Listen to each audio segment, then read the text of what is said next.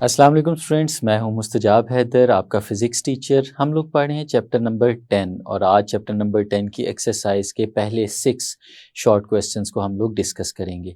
तो चलें white board की तरफ चलते हैं और लेक्चर का आगाज़ करते हैं।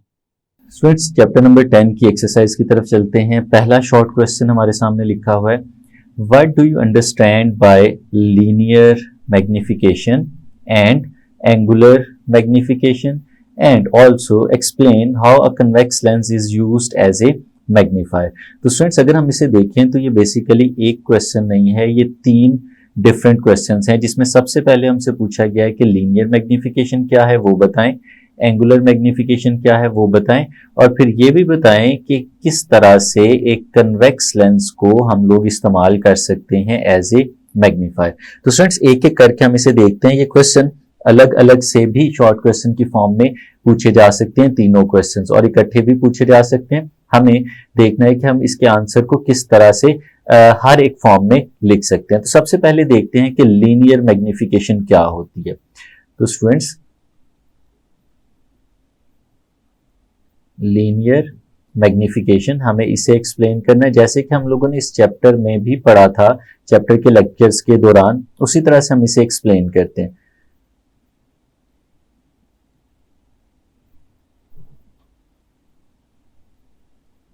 लीनियर मैग्निफिकेशन स्टूडेंट्स, हम लोगों ने देखा था कि हमारे पास अगर कोई एक ऑब्जेक्ट हो और उस ऑब्जेक्ट को हम लोग किसी लेंस के थ्रू देखें तो उस ऑब्जेक्ट का एक इमेज बनता है। लेट्स सपोज यहाँ पे हम देखते हैं कि ये हमारे पास एक बाई कन्वेक्स लेंस मौजूद है और इसकी ये एक लाइन हम हॉरिजॉन्टल ड्रॉ करते हैं, जो कि लेट्स सपोज इसका प्रिंसिपल एक्सिस है जो इसके बिल्कुल सेंटर में से पास करके जा रहा है।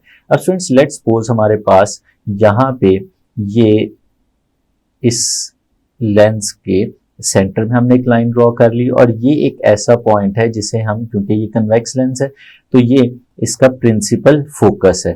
प्रिंसिपल फोकस यहाँ पे भी हमारे पास उतने ही फासले पे मौजूद होगा। अब लेट्स सपोज स्टूडेंट्स, हमारे पास एक ऑब्जेक्ट है जो इस एरो की फॉर्म में हम लोग यहाँ पे बनाते हैं और ये इस इमेज लेंस से कुछ फासले पे पड़ा हो।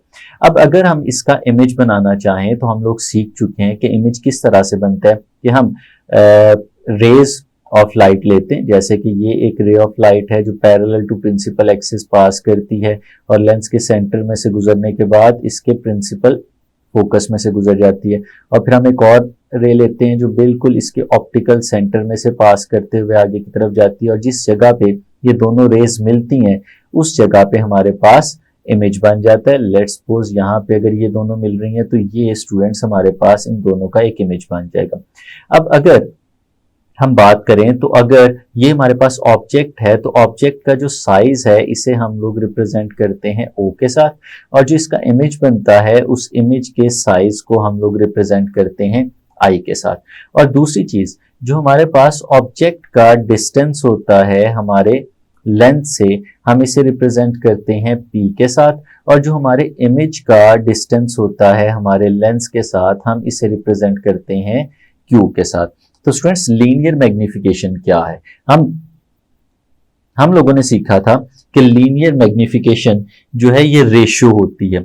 हम कहते हैं it is the ratio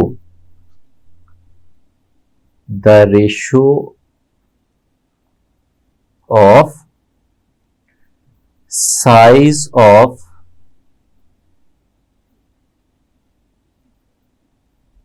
the image to the size of the object। तो स्टूडेंट्स, दो चीजें हैं यहाँ पे हमने देखी कि दो चीजों को हम लोग डिवाइड करेंगे, साइज ऑफ द इमेज, इसको हम लोग डिवाइड करेंगे साइज ऑफ द ऑब्जेक्ट के साथ। तो इसे हम लोग नाम देते हैं मैग्निफिकेशन का। मैग्निफिकेशन को हम लोग रिप्रेजेंट करते हैं कैपिटल M के साथ। तो स्टूडेंट्स, ये किसके बराबर आ जाएगा?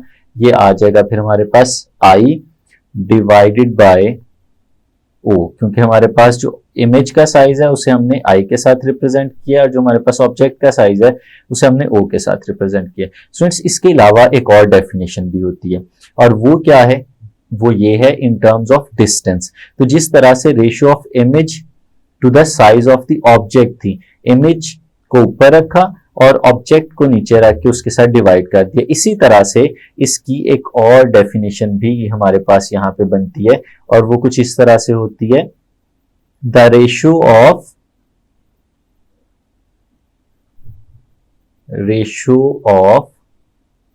Distance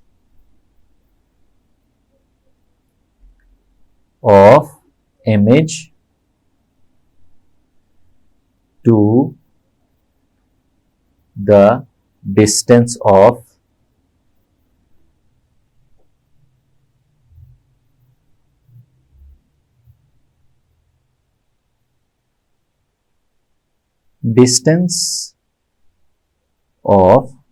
object.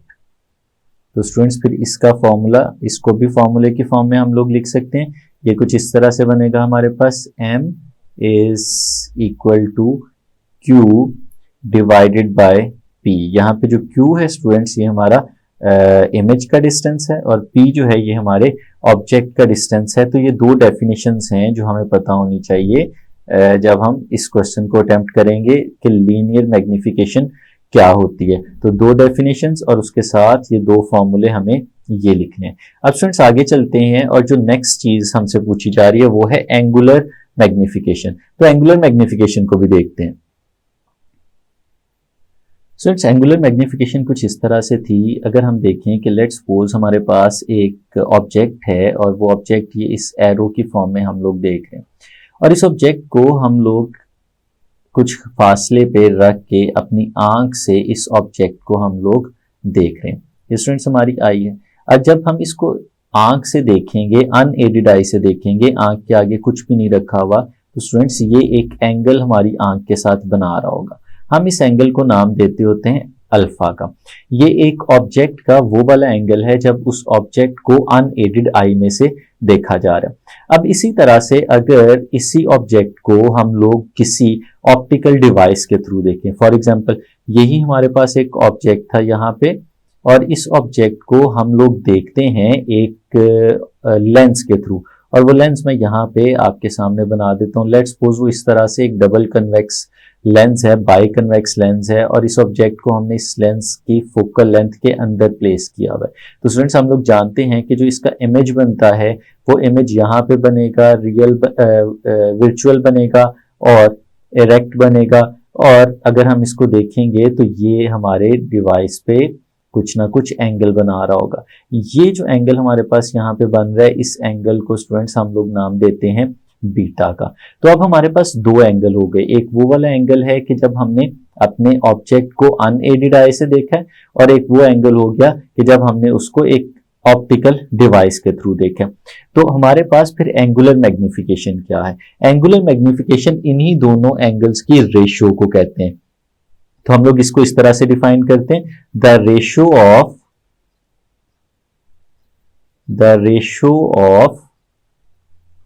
Angle subtended bye an image as seen through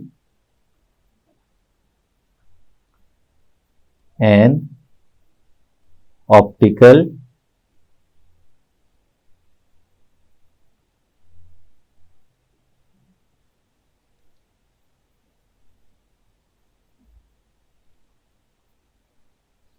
instrument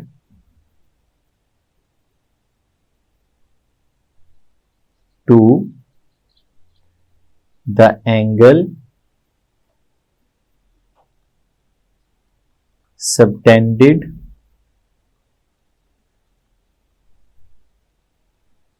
by an object as seen through an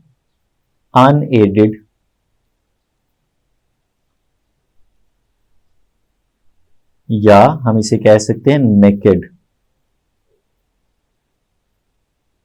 आई, यानी वो वाला एंगल जो हमने बगैर किसी इंस्ट्रूमेंट से देखा होगा। तो फिर अगर इसके फॉर्मूले की बात करें तो हम इसको इस तरह से लिख सकते हैं कि ये एंगुलर मैग्निफिकेशन है। स्टूडेंट्स याद रखना है कि इस एंगुलर मैग्निफिकेशन को भी हम लोग कैपिटल एम के साथ रिप्रेजेंट करते हैं और ये इक्वल आएगी बीटा डिवाइडेड बाय अल्फा, यानी वो एंगल जो हम लोगों ने अनएडेड आई से देखा था उसको हम लोग डिनोमिनेटर में रखेंगे और जो इमेज ने हमारा एंगल बना लिया था बीटा उसे हम न्यूमरेटर में रखेंगे। तो इन दोनों की रेशियो जो है वो एंगुलर मैग्निफिकेशन कहलाती है। तो स्टूडेंट्स आप चलते हैं इस क्वेश्चन के तीसरे हिस्से की तरफ जो कि है explain how a convex lens is used as a magnifier.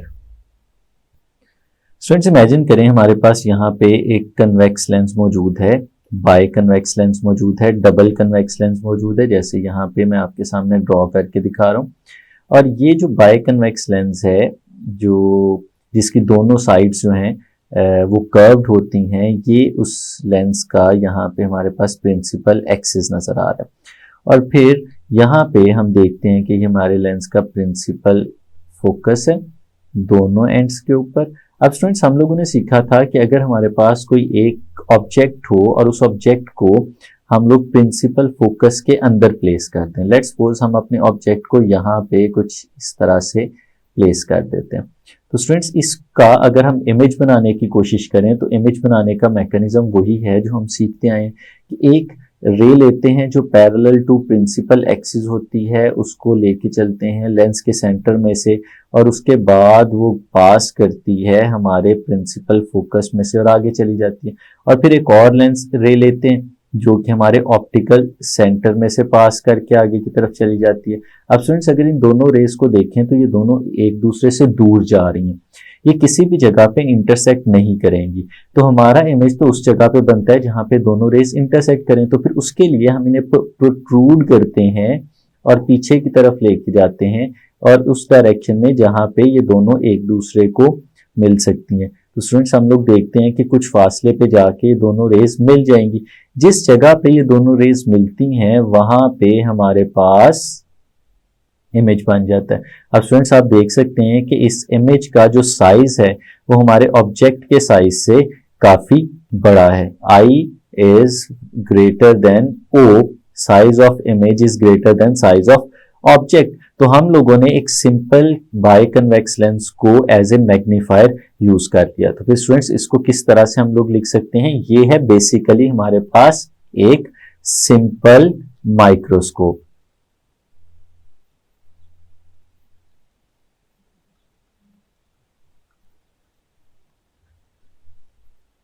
ये है हमारे पास एक सिंपल माइक्रोस्कोप और इस सिंपल माइक्रोस्कोप में हम लोगों ने अपने हमारा जो ऑब्जेक्ट है उसे प्लेस किया है with in the focal length of double convex lens. तो हम इसे इस तरह से कह सकते हैं when an object is placed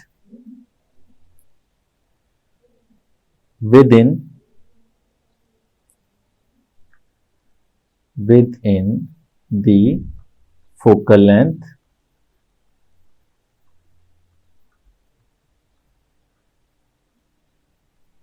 of a double convex lens,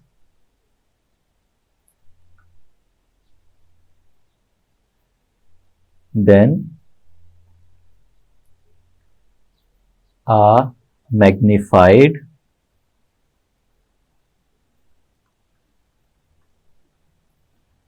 virtual and erect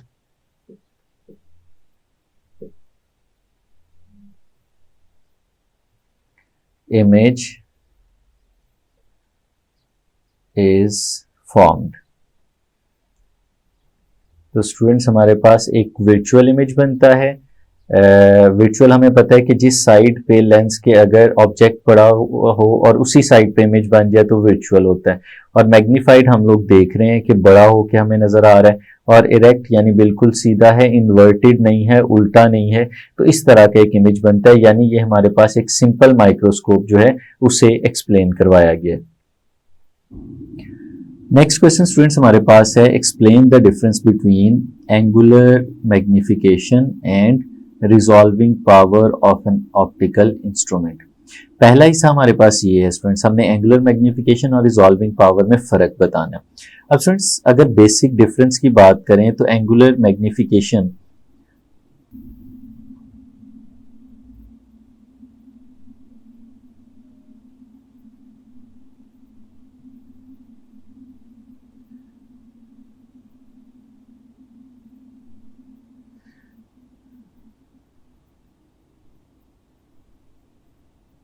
students angular magnification क्या है, ये हम लोगों ने सीखा था अपने चैप्टर के दौरान कि ये किसी भी ऑप्टिकल इंस्ट्रूमेंट की एबिलिटी होती है कि वो किसी भी ऑब्जेक्ट को कितना बड़ा करके उसका इमेज हमें दिखा सकता है। तो हम एंगुलर मैग्निफिकेशन कुछ ऐसे कह सकते हैं, it is the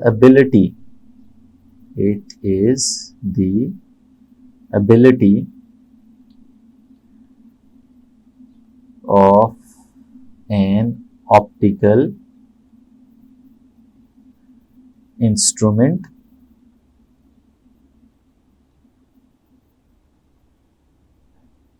to increase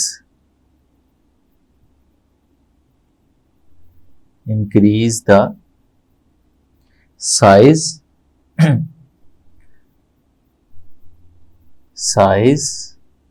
of image, कि हमारे ऑब्जेक्ट का जो इमेज बन रहा है उसका साइज कितना बढ़ा के दिखा सकते हैं। और दूसरी तरफ जो हमारे पास रिजॉल्विंग पावर है, रिजॉल्विंग पावर क्या होती है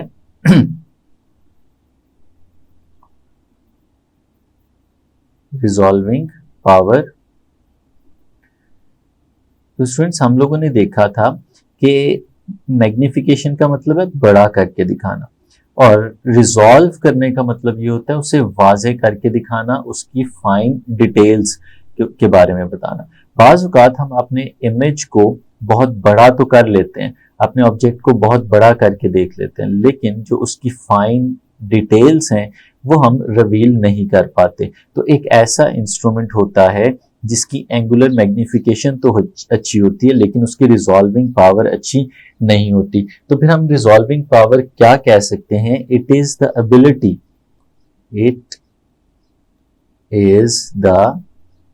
ability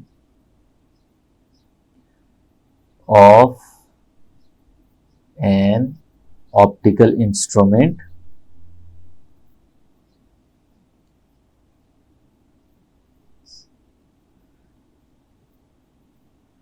meant to provide the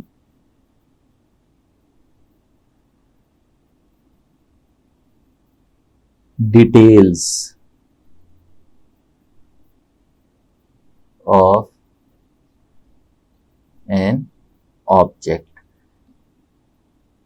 या स्टूडेंट्स हम इसे इस तरह से भी कह सकते हैं कि रिजॉल्विंग पावर क्या होती है, ये बेसिकली दो बहुत करीब मौजूद ऑब्जेक्ट्स को एक दूसरे से अलग अलग करके दिखाने की एबिलिटी को कहते हैं।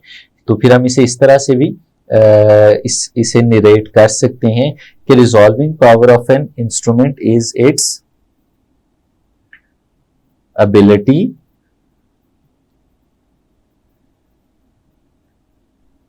to separate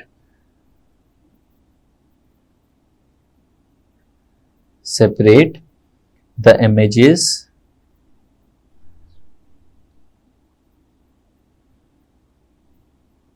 of two very close objects। तो स्टूडेंट्स मैग्निफिकेशन किसी भी ऑब्जेक्ट को बड़ा करके दिखाना उसका इमेज बनाना, और रिजॉल्विंग पावर है उसे क्लियर करके दिखाना, उसकी डिटेल्स को दिखाना, ये रिजॉल्विंग पावर कहलाती है। अब स्टूडेंट्स इस क्वेश्चन का जो आखिरी हिस्सा है वो लिखा हुआ है, what limits the magnification of an optical instrument. तो हमें लिमिटेशंस बतानी है, कौन सी चीज है जो लिमिट करती है हमारे ऑप्टिकल इंस्ट्रूमेंट को। तो स्टूडेंट्स हमारे पास अगर मैग्निफिकेशन की लिमिटेशन की बात करें तो हमारे पास जो लेंस के डिफेक्ट्स हैं वो बेसिकली वो लिमिट करते हैं। डिफेक्ट्स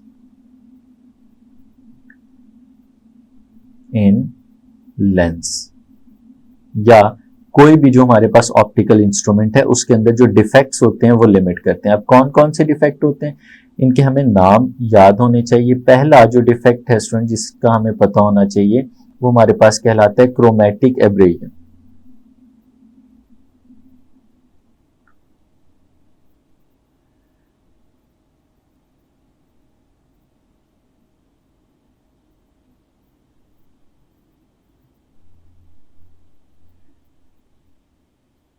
क्रोमैटिक एब्रेजन, और जो दूसरा है वो है हमारे पास स्फेरिकल एब्रेजन।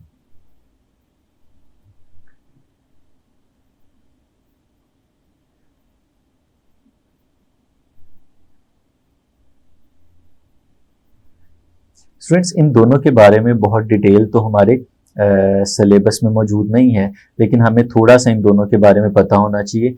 क्रोमैटिक एब्रेजन क्या होता है कि हमारा जो ऑप्टिकल इंस्ट्रूमेंट है जब वो इमेज बनाता है तो इमेज में वो डिफरेंट कलर्स को डिफरेंट जगह पे फोकस कर देता है। तो हमारे पास जो इमेज बनता है वो इस तरह का होता है कि उसमें अलग अलग जगहों पे अलग अलग कलर्स के फोकस होने की वजह से डिटेल्स नहीं देखी जा सकती।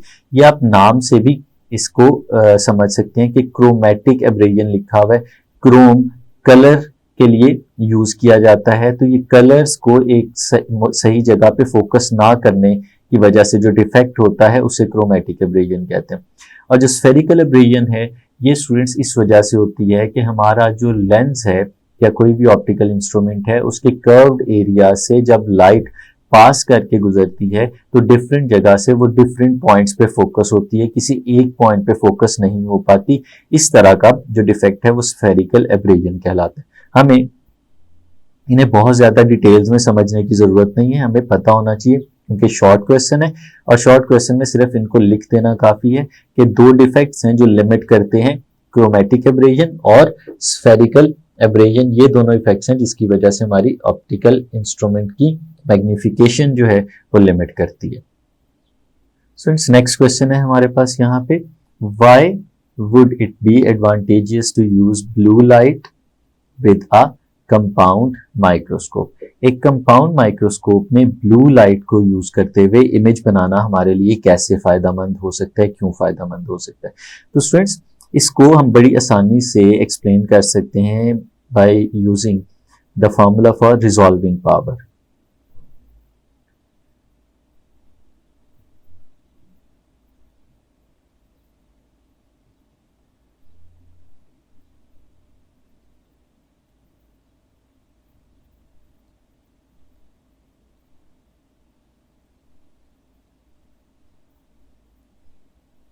स्टूडेंट्स हम लोग जानते हैं कि जो रिजॉल्विंग पावर है जिसे हम लोग आर के साथ रिप्रेजेंट करते हैं ये इक्वल होती है रेसिप्रोकल ऑफ अल्फा मिनिमम। ये जो एंगल अल्फा है जो दो ऑब्जेक्ट्स के बनने वाले एंगल्स के डिफरेंस को रिप्रेजेंट कर रहा होता है, और ये किसके बराबर होता है, ये इक्वल होता है D divided by 1.22 into lambda. ये स्टूडेंट्स हमारे पास बेसिक फॉर्मूला है। अब इमेजिन करें कि हम रिजॉल्विंग पावर जो है वो देख रहे हैं। अब रिजॉल्विंग पावर को अगर इस फॉर्मूले के साथ हम लोग कैलकुलेट करना चाहें तो दो वेरिएबल्स हैं यहाँ पे।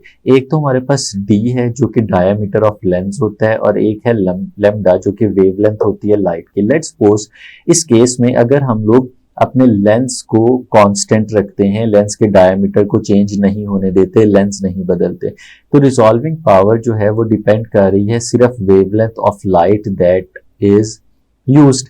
तो इस केस में हम लोग इस तरह से कह सकते हैं कि आर जो है इसका इन्वर्स रिलेशन होता है वेवलेंथ के साथ।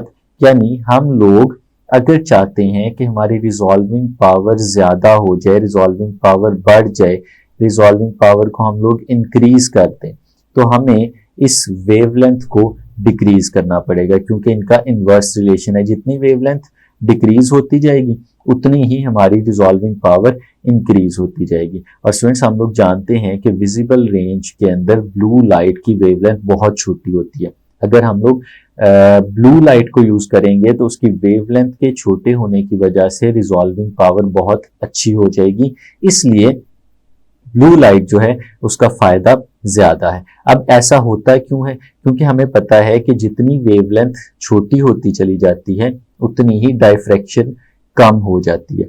डायफ्रैक्शन और वेवलेंथ का एक दूसरे के साथ डायरेक्ट रिलेशन होता है कि जितनी ज्यादा बड़ी वेवलेंथ होगी उतना ही उसको डायफ्रैक्ट करना भी आसान हो जाएगा।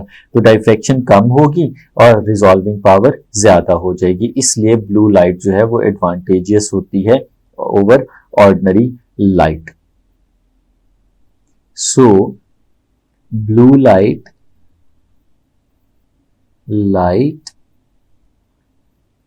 produces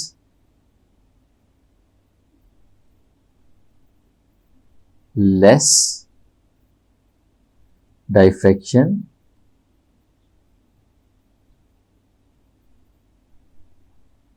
blue light produces less diffraction and increases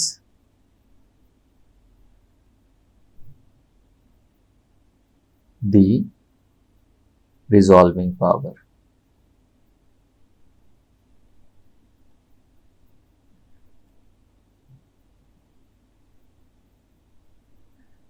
तो स्टूडेंट्स इसलिए इसका एडवांटेज ज्यादा है जी। तो स्टूडेंट्स नेक्स्ट क्वेश्चन है हमारे पास, one can buy a cheap microscope for use by the children. बच्चों के इस्तेमाल के लिए हम एक सस्ती माइक्रोस्कोप खरीदते हैं। The images seen in such a microscope have coloured edges, why is this so. तो हमने जब इस सस्ती माइक्रोस्कोप से इमेजेस देखे तो उस इमेजेस के जो एजेस थे वहां पे कलर्स हमें शो हो रहे थे, तो इसकी वजह क्या है? तो स्टूडेंट्स वन लाइनर आंसर तो इसका बहुत सिंपल है, it is due to a defect in the lens. इट is due to a defect in the lens। क्या डिफेक्ट है स्टूडेंट्स? हमने पहले भी डिस्कस किया था, ये डिफेक्ट कहलाता है chromatic abrasion.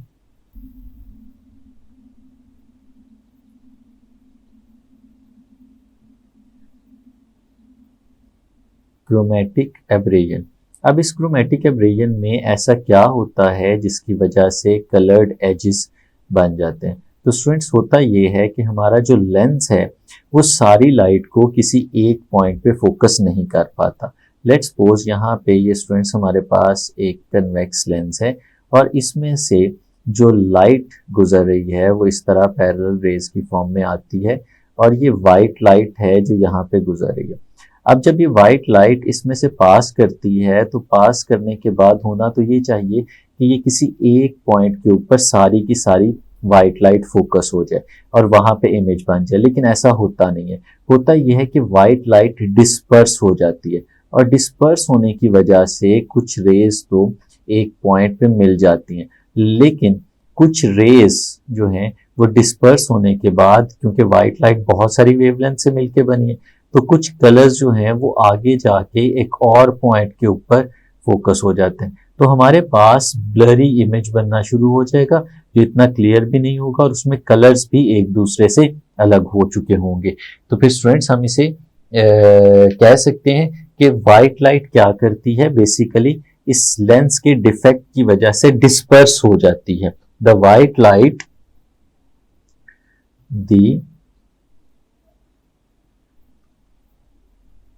white light will disperse after passing through the lens.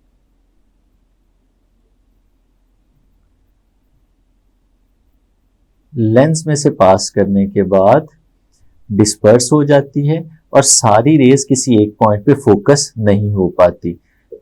So all rays are not focused on a single point. किसी एक पॉइंट पे फोकस नहीं हो पाती. इस वजह से स्टूडेंट्स हमारे पास जो इमेज बनता है उसमें कलर्स एक दूसरे से अलग अलग नजर आ रहे होते हैं. जी तो स्टूडेंट्स नेक्स्ट क्वेश्चन है हमारे पास 10.5. Describe with the help of diagrams how a single biconvex lens can be used as magnifying glass and a biconvex lenses can be arranged to form a microscope. तो students पहले पूछ रहे हैं कि एक डायग्राम बनाएं और डायग्राम से एक्सप्लेन करें कि किस तरह से सिंगल लेंस को हम लोग मैग्नीफाइंग ग्लास के तौर पे यूज कर सकते हैं. तो पहले हम इसके पार्ट ए को डिस्कस करते हैं, फिर चलेंगे और पार्ट बी को देखेंगे. तो स्टूडेंट्स ये जो है हमारे पास सिंगल बाइकन्वेक्स की लेंस की बात हो रही है. Single biconvex lens. अब स्टूडेंट्स हम लोगों को पता है कि सिंगल बाइकन्वेक्स लेंस से अगर हमने मैग्नीफिकेशन करनी हो तो हम इसी को तो नाम देते होते थे सिंपल माइक्रोस्कोप का. तो स्टूडेंट्स यहाँ पे इस क्वेश्चन में जो हमसे पूछा जा रहा है वो बेसिकली सिंपल माइक्रोस्कोप की डायग्राम बनाने को कहा जा रहा है.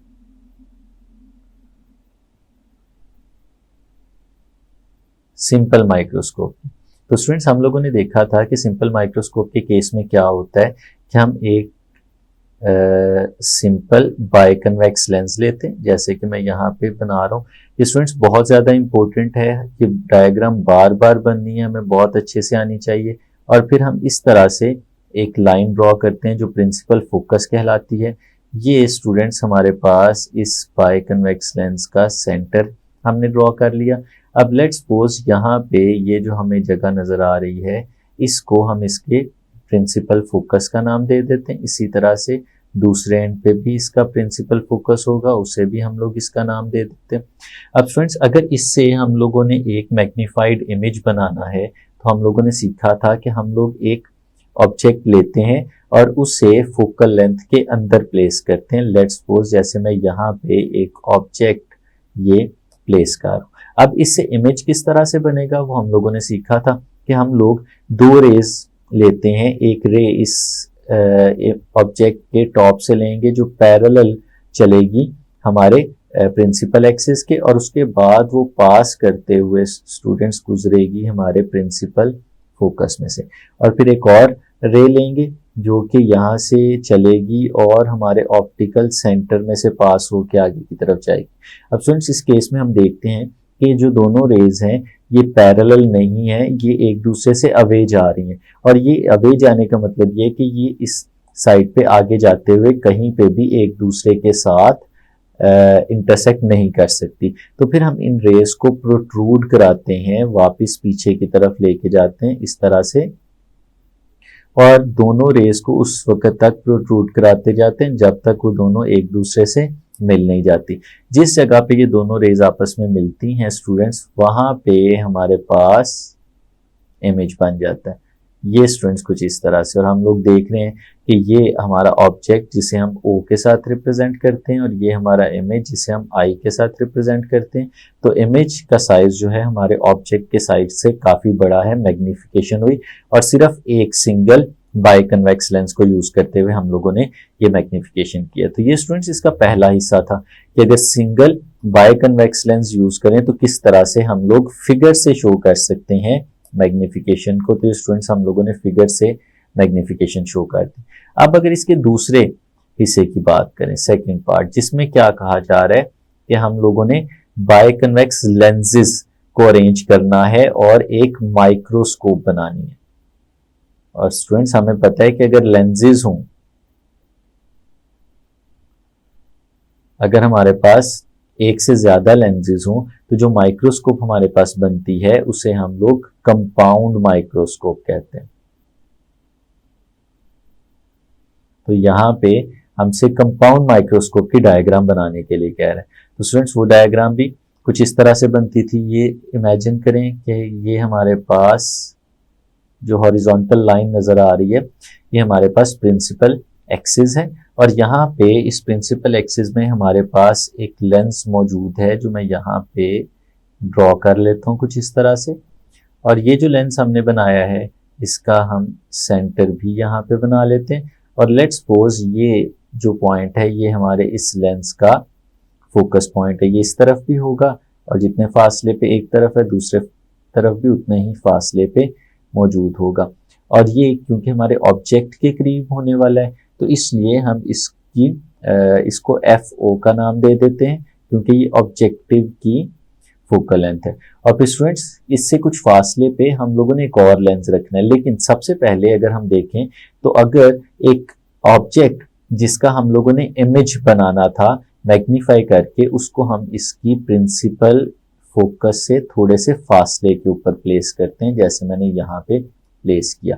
और फिर क्या करते हैं कि इससे एक इमेज बनाते हैं बिल्कुल उसी तरीके से जैसे हमने पहले बनाया था कि हम पैरेलल रे ऑफ लाइट लेंगे जो यहाँ से पास की और उसके बाद ये प्रिंसिपल फोकस में से पास करने के बाद आगे चली जाएगी। और इसी तरह से एक रे ऑफ लाइट यहाँ से आएगी जो ऑप्टिकल सेंटर में से पास करेगी और ये दोनों रेज किसी एक पॉइंट पे मिलेंगी। जिस जगह पे ये दोनों रेज मिलती हैं स्टूडेंट्स वहां पे इमेज बन जाता है। ये लेट्स सपोज हमने इसका इमेज बना लिया जो हमारा ऑब्जेक्ट मौजूद था। अब हम क्या करते हैं एक और लेंस लेते हैं और अब की बार जो हम लोगों ने लेंस लिया है उस लेंस की फोकल लेंथ पहले वाले लेंस से ज्यादा होनी चाहिए। वो पहले वाले लेंस से ज्यादा बड़ा लेंस होगा जैसे कि यहाँ पे हम लोगों ने बनाया। और इसकी जो फोकल लेंथ है वो लेट्स सपोज यहाँ पे और यहाँ पे इन दो पॉइंट्स पे आ जाती है। इसको हम लोग FE का नाम दे देते हैं क्योंकि ये हमारे पास आई पीस है।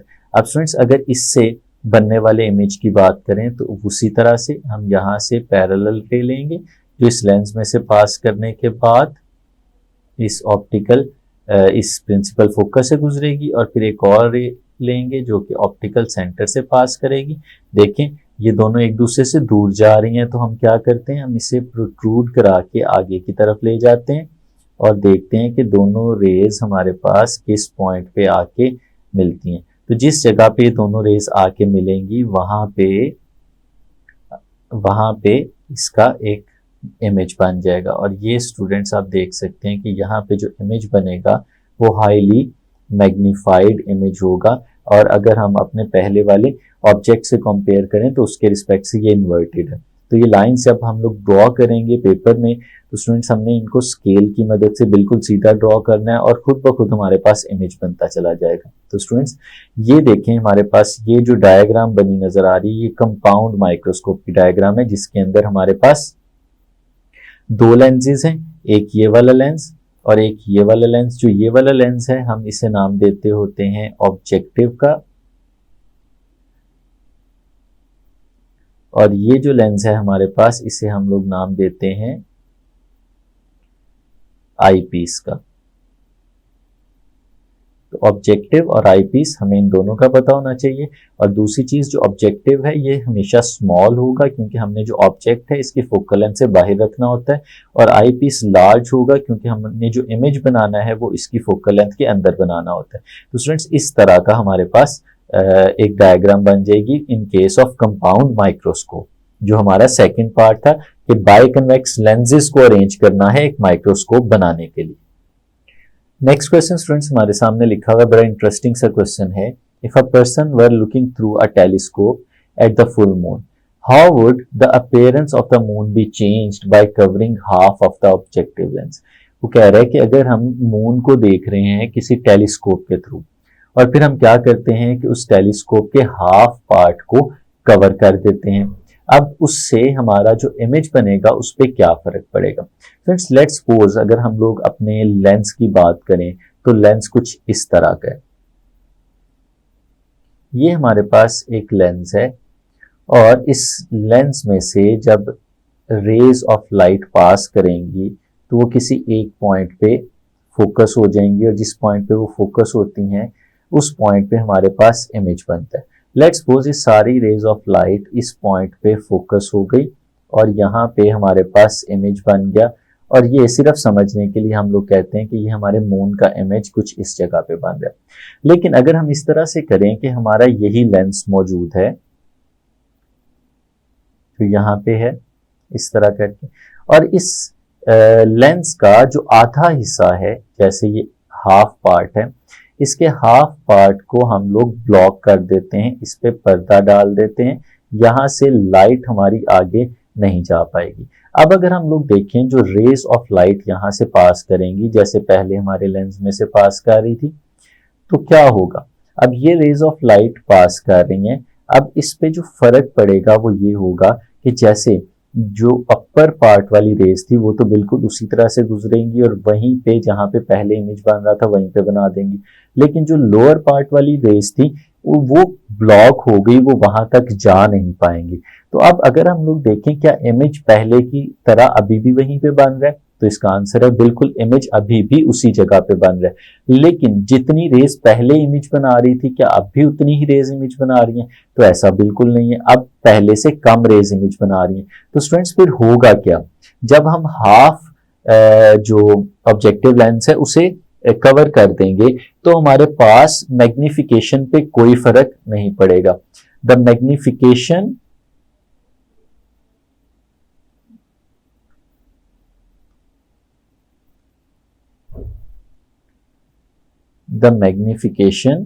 of the image will not change। जितना इमेज हमारे पास पहले बन रहा था उसी साइज का इमेज अब भी बनेगा, बट कुछ तो चेंज हुआ है। अब पहले की निस्बत कम लाइट रेज वहां तक पहुंच रही है, तो इसका मतलब है कि अब जो इमेज बनेगा वो पहले की निस्बत उतना ब्राइट नहीं होगा, बट द ब्राइटनेस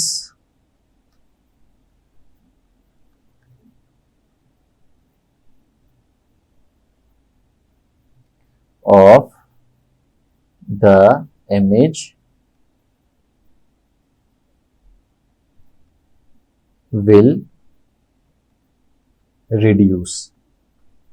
और हम इस तरह से भी कह सकते हैं कि बेसिकली हमारी जो रेजोल्यूशन है उस पे फर्क आ जाएगा, क्योंकि जितनी ज्यादा लाइट पास करती है हमारे लेंस में से उतना अच्छा और उतना रिजॉल्व इमेज बनाया जा सकता है। अब हमारा जो इमेज है वो उसी साइज का बनेगा, मैग्निफिकेशन पे कोई फर्क नहीं आएगा, लेकिन जो उसकी ब्राइटनेस है जितना पहले वो वाजे साफ और ब्राइट नजर आ रहा था अब उतना वाजे साफ और ब्राइट नजर नहीं आएगा, क्योंकि नंबर ऑफ रेज जो उसमें से पास कर रही हैं अब वो आधी रह गई हैं, जो लाइट उसमें से पास कर रही है वो लाइट आधी रह चुकी है। वैसे भी अगर हम लोग देखें तो टेलीस्कोप की जो मैग्निफिकेशन है उसका फॉर्मूला हम लोगों ने सीखा हुआ है। ये फॉर्मूला इक्वल होता है FO डिवाइडेड बाय FE, यानी ये रेशियो होती है focal length of objective to the focal length of eyepiece. तो अब उसको कवर करने से हमारी फोकल लेंथ पे तो कोई चेंज नहीं आ रहा, तो फोकल लेंथ पे चेंज नहीं आने का मतलब ये है कि मैग्निफिकेशन पे तो कोई चेंज नहीं आएगा। पहले जितना मैग्नीफाइड इमेज बन रहा था अब भी उतना ही मैग्नीफाइड इमेज बनेगा, सिर्फ जो फर्क आएगा वो उसकी ब्राइटनेस पे आएगा। अब वो उतना ब्राइट नहीं बन रहा होगा क्योंकि नंबर ऑफ रेज जो उसमें से पास कर रही हैं वो अब आधी रह चुकी हैं। तो स्टूडेंट्स आज के लेक्चर में हम लोगों ने पहले 6 शॉर्ट क्वेश्चंस को डिस्कस किया। जो रिमेनिंग शॉर्ट क्वेश्चंस हैं उनको हम नेक्स्ट लेक्चर में डिस्कस करेंगे। आज के लिए इतना ही, इजाज़त दीजिए, अल्लाह हाफिज़।